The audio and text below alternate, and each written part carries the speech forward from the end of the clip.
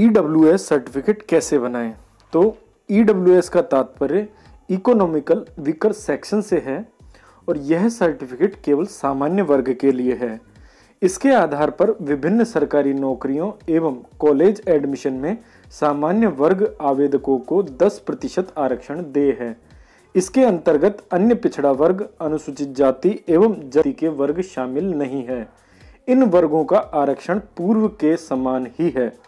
आपको जैसे कि पता है कि हाल ही में केंद्र सरकार ने आर्थिक तौर से पिछड़े सामान्य वर्ग के आवेदकों को 10% आरक्षण राजकीय नौकरियों एवं शैक्षणिक संस्थानों में देने की घोषणा की थी, तो इसी की अनुपालना में EWS सर्टिफिकेट बनाया जा रहा है।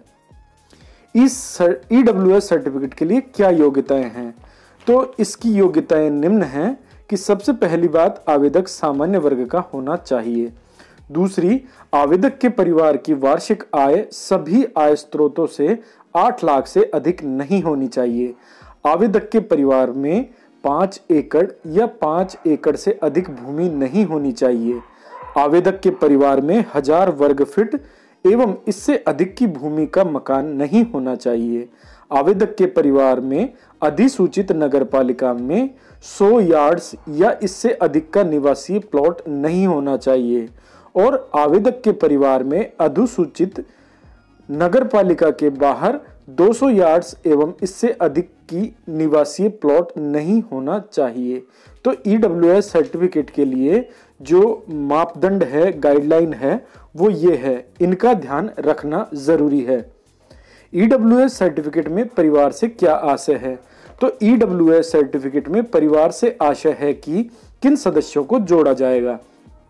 तो इसमें आवेदक के माता पिता, आवेदक के 18 वर्ष से कम आयु के भाई बहन, आवेदक के पति या पत्नी, आवेदक के 18 वर्ष से कम आयु के पुत्र पुत्री शामिल हैं और इस प्रकार संपत्ति की गणना भी इन सभी सदस्यों की समस्त संपत्ति तथा आय के आधार पर की जाएगी। ये ध्यान देने वाली बात है। इसी के आधार पर हम परिवार की गणना करते हैं। एवं छोटे भाई बहन से तात्पर्य यदि वे आवेदक पर निर्भर हैं तो, एवं पति या पत्नी राजकीय सेवा में हैं या उनके नाम कोई संपत्ति है या कोई आय का स्रोत है तो, और यही स्थिति माता पिता के साथ भी होगी।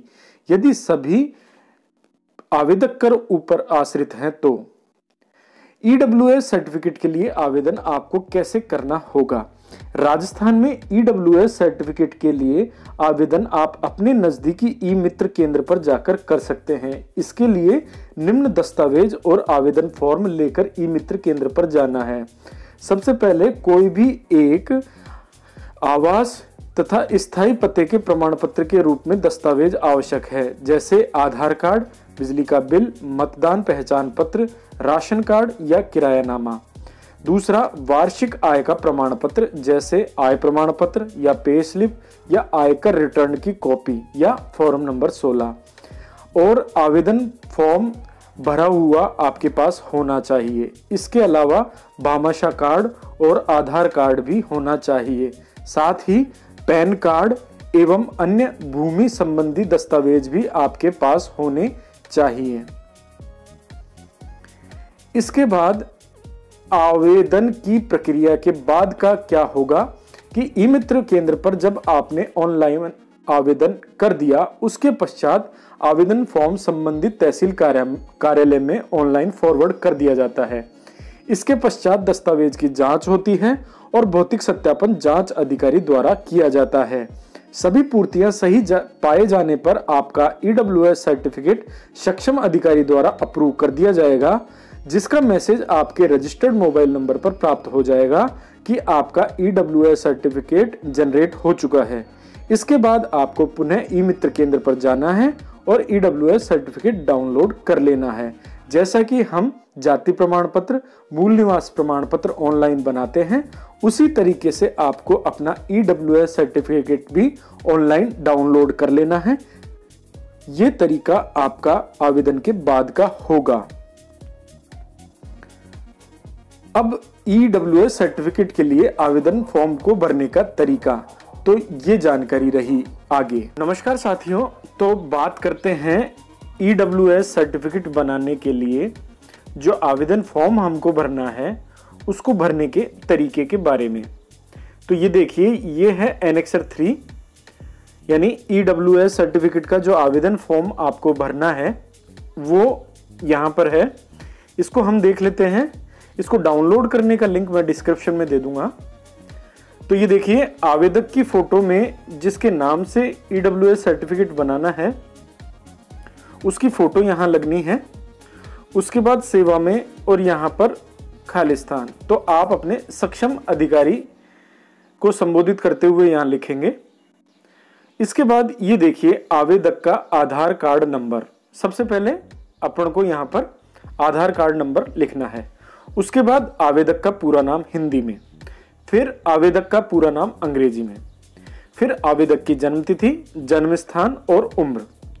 इसके बाद आवेदक का निवास स्थान का पूर्ण पता।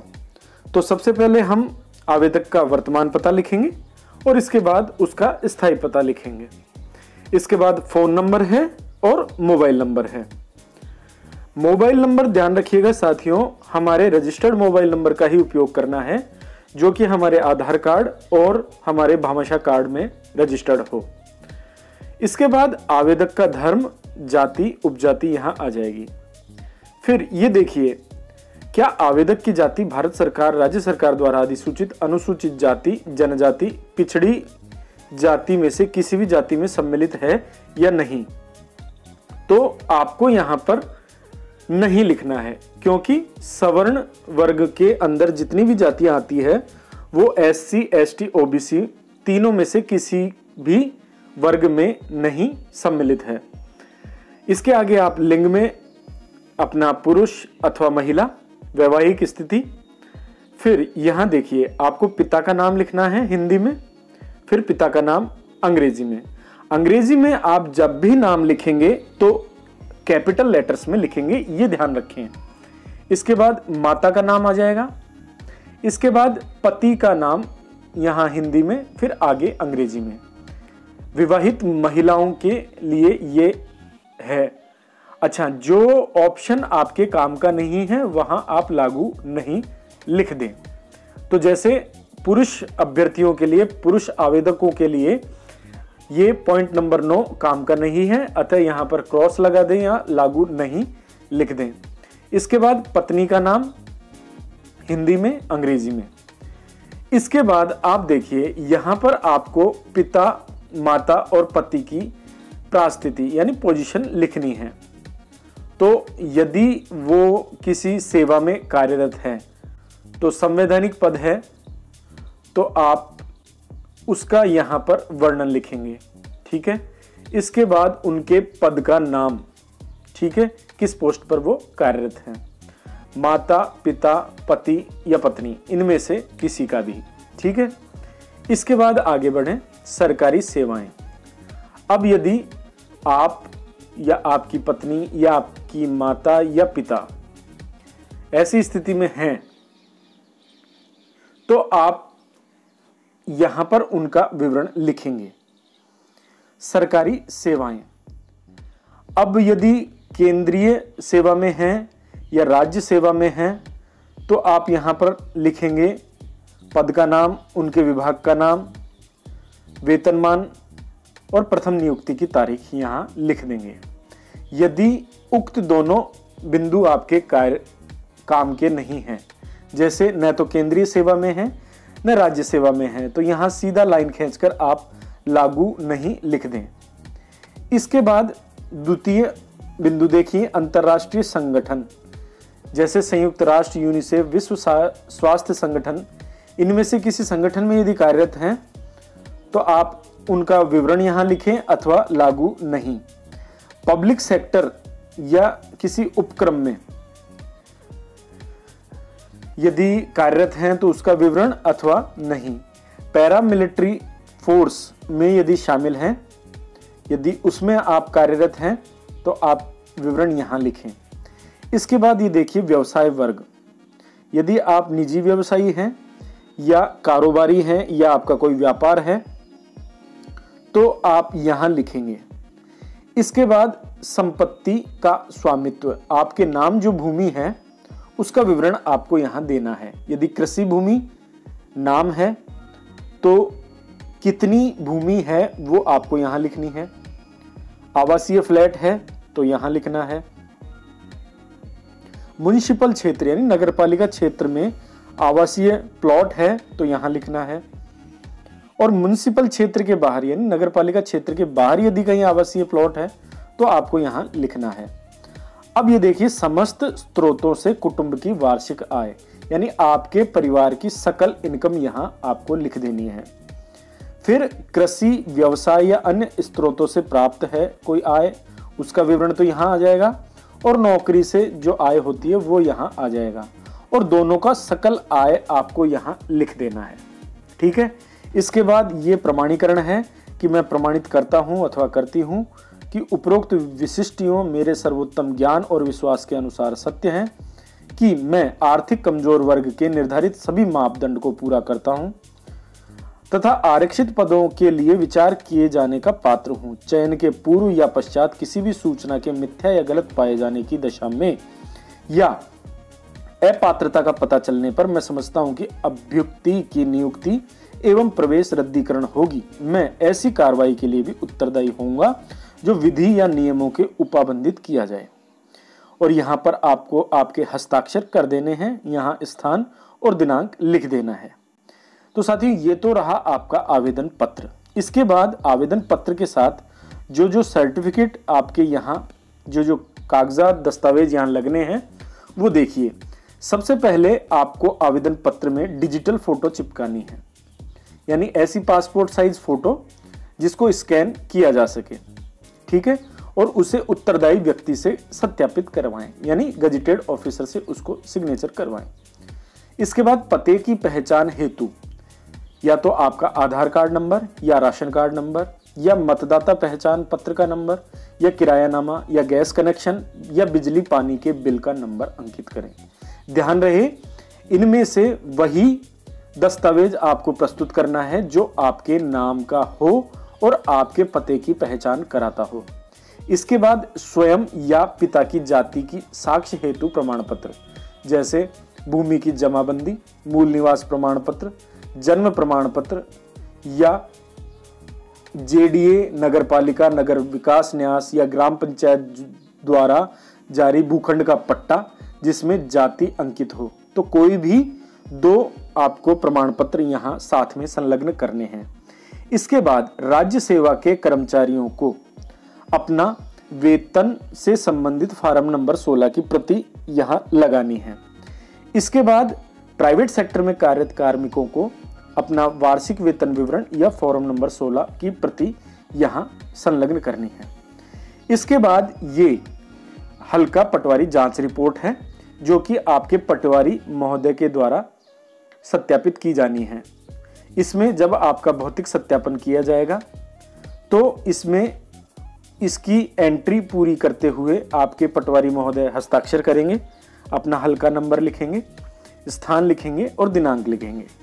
तो इस तरीके से ये आपका आवेदन फॉर्म है जिसको कि आपको भर लेना है और भरकर साथ में तैयार रखना है।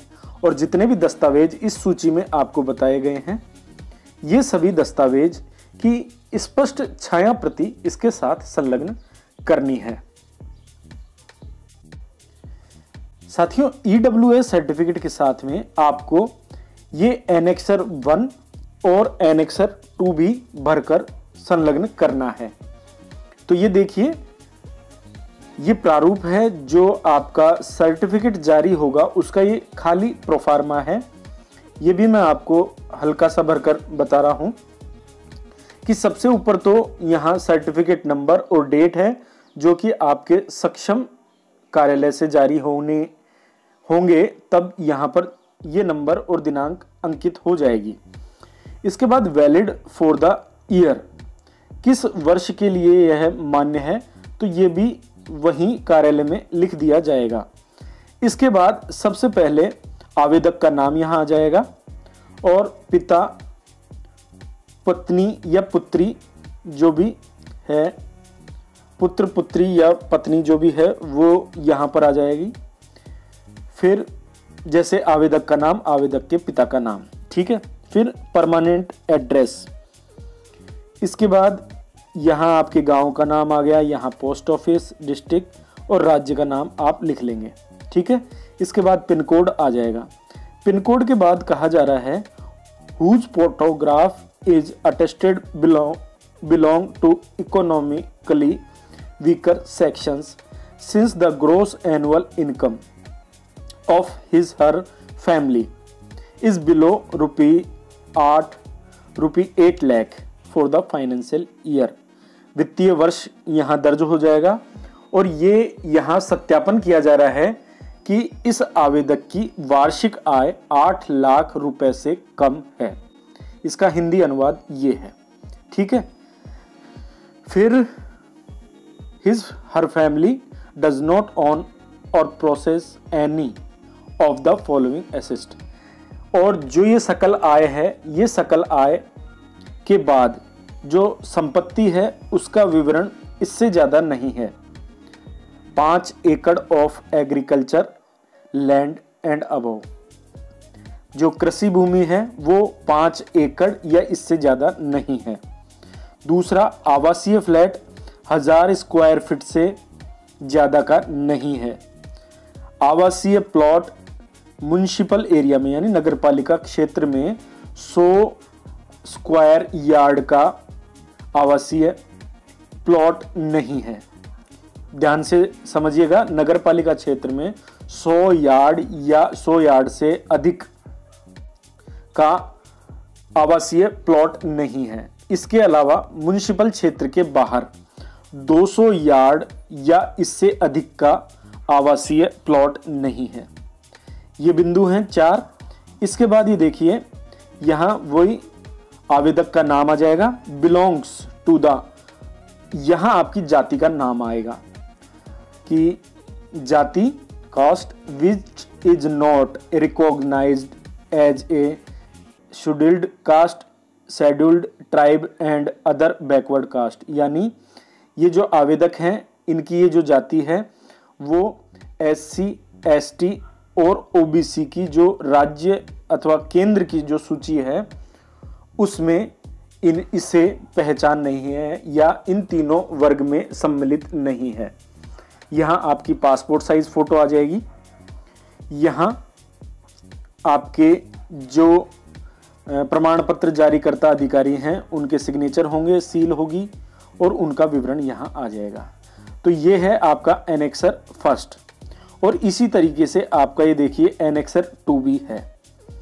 एनेक्सर 2 में भी यही बात है सारी, और इसको भी उसी तरीके से ध्यान से भरते हुए आपको साथ में संलग्न कर देना है। तो अब आपका आवेदन फॉर्म, उसके साथ annexure first and annexure second आपको भर लेना है, भरकर संलग्न करना है। और साथ ही ये आवेदन में आपको जो यहाँ दस्तावेज बताए गए हैं इन प्रमाण पत्रों की प्रतियां आवश्यक रूप से संलग्न करनी है, ध्यान रखिएगा। ठीक है साथियों, ये तो था आपके EWS सर्टिफिकेट को भरने का तरीका, इसकी क्या क्या योग्यताएं हैं वो, और जो इसके साथ डॉक्यूमेंट्स लगाए जाएंगे वो तरीका। ठीक है, अब ई मित्र पर आपका ये आवेदन किस तरीके से बनेगा उसकी जानकारी मैं अगले वीडियो में दूंगा। ठीक है साथियों, वीडियो देखने के लिए आपका बहुत बहुत धन्यवाद।